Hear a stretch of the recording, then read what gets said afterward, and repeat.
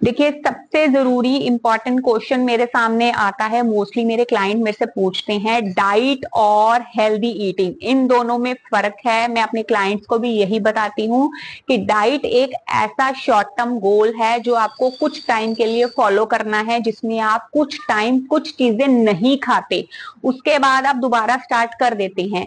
लेकिन healthy eating जो है वो एक अलग प्रोसेस में आ जाता है। तो डाइट के बारे में सबसे पहले मैं आपसे बात करती हूँ। एग्जाम्पल मैं आपको कहती हूँ कि आपको रोटी नहीं खानी, तो आप सूप और उस पे रहेंगे, सब्जी पे रहेंगे, सैलेड खाएंगे, ऐसी चीजें खाएंगे।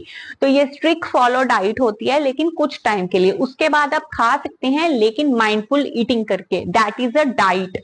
लेकिन अगर हेल्दी ईटिंग की मैं बात करूं, जो कि मैं आपको न्यूट्रिशन के साथ हेल्दी ईटिंग करने को देती हूँ, कहती हूँ, ईटिंग में आप सब कुछ खा सकते हैं, लेकिन थोड़ा बैलेंस के साथ। आपको हर चीज खानी है, लेकिन आपको ये देख के खाना है कि किस टाइम पे कौन सी चीज आपको नहीं लेनी। लाइक रात को आपको पनीर नहीं खाना, सुबह आपको कार्ब्स नहीं खाने। सो ऐसी चीजों को जब हम फॉलो करते हैं, that is a healthy lifestyle, और ये वेलनेस में आता है, लॉन्ग टर्म चलता है। आप अपना न्यूट्रिशन जब वेट लूज कर लेते हैं न्यूट्रिशन के साथ, उसके बाद जब आप न्यूट्रिशन छोड़ते हैं लेना, तो आपको हेल्दी ईटिंग करना है, तो उसी से आपका वेट भी नहीं बढ़ता, लाइफ टाइम गोल रहता है ये हेल्दी ईटिंग। फॉर एग्जाम्पल, जैसे रोटी खाते हैं हम, लेकिन साथ में सैलेड भी लेते हैं, प्रोटीन भी लेते हैं। तो कई बार प्रोबायोटिक्स जैसे दही लेना, ये सब चीजें आपको लेनी चाहिए, तभी एक बैलेंस मील बनता है। मीठा हम खाते हैं, लेकिन कभी कभार खाते हैं, ऐसा नहीं है कि रोज ही आप मीठा खा रहे हैं।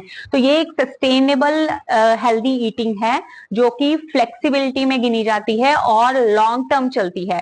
तो ऐसी चीजों के जब हम फोकस करते हैं, आपका अच्छे से वेट भी लूज होता है, आप लॉन्ग टर्म वेलनेस में रहते हैं, आपको कोई भी प्रॉब्लम नहीं आती, और आपको एक अच्छा लाइफस्टाइल खाना पीना आ जाता है। तो मोर इन्फॉर्मेशन के लिए मेरे से कांटेक्ट कर लीजिए। जब आपको डाइट और हेल्दी ईटिंग करना मैं सिखाती हूँ।